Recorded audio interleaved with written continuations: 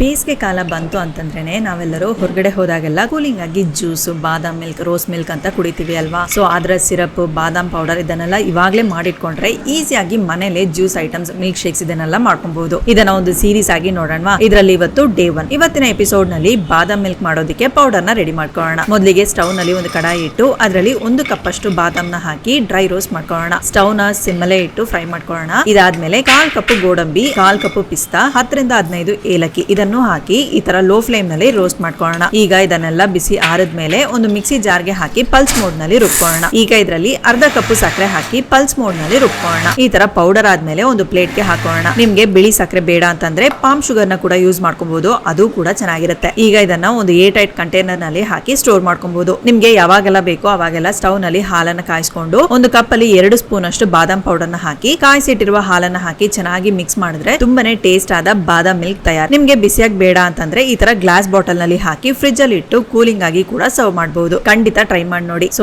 ಈ video ಇಷ್ಟವಾಗಿದ್ರೆ like ಮಾಡಿ, foodie ಕನ್ನಡನ ಫಾಲೋ ಮಾಡಿ.